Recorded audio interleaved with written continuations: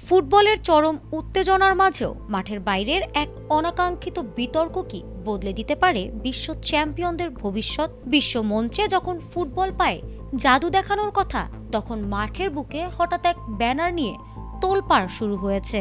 সেমিফাইনালের অবিস্মরণীয় জয়ের আনন্দ মুহূর্তে ম্লান করে দিয়ে আর্জেন্টিনা এখন এক বড় শাস্তির মুখে দাঁড়িয়ে, যা তাদের ফুটবল অ্যাসোসিয়েশনকে বড় সংকটে ফেলতে পারে। 2026 বিশ্বকাপের সেমিফাইনালে ইংল্যান্ডকে 2-1 ব্যবধানে হারিয়ে যখন ফাইনালে ওঠার উল্লাসে মাতে আর্জেন্টিনা, তখনই যুক্তরাষ্ট্রের আটলান্টা স্টেডিয়ামে ঘটে এই বিতর্কিত কাণ্ড। আলবিসেলেস্তে ডিফেন্ডার লিসান্তো মার্টিনেজ এবং বদলি বেঞ্চের খেলোয়াড় জিওভানি লো সেলসো গ্যালারির সামনে একটি ব্যানার তুলে ধরেন। স্প্যানিশ ভাষায় লেখা সেই ব্যানারের বার্তাটি ছিল, যার বাংলা অর্থ ফোকল্যান্ড দ্বীপপুঞ্জ আর্জেন্টিনার। এই ঘটনার পরপরই ফুটবল মাঠে এমন স্পর্শকাতর ভূ রাজনৈতিক বার্তা প্রদর্শনের দায়ে আর্জেন্টিনার বিরুদ্ধে আনুষ্ঠানিক তদন্তে নেমেছে ফিফা। ফুটবল মাঠে এমন স্পর্শকাতর বার্তার অনুপ্রবেশকে ফিফা তাদের আচরণবিধির চরম পরিপন্থী বলে স্পষ্ট জানিয়েছে। আবার এই তদন্তের মুখে পড়ে ফুটবল মহলে প্রশ্ন উঠেছে,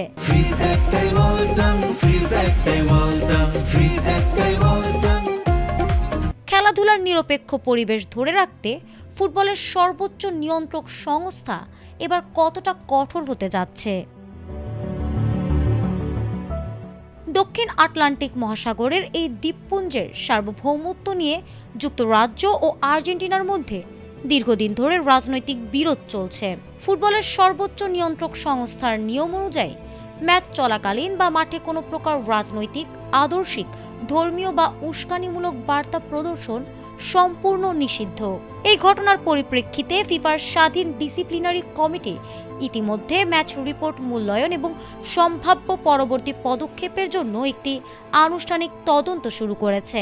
ফিফার শৃঙ্খলা বিধি অনুযায়ী আন্তর্জাতিক মঞ্চে এমন রাজনৈতিক প্রচারণার দায়ে আর্জেন্টিনা ফুটবল অ্যাসোসিয়েশন বড় অঙ্কের আর্থিক জরিমানার মুখোমুখি হতে পারে বলে ধারণা করা হচ্ছে।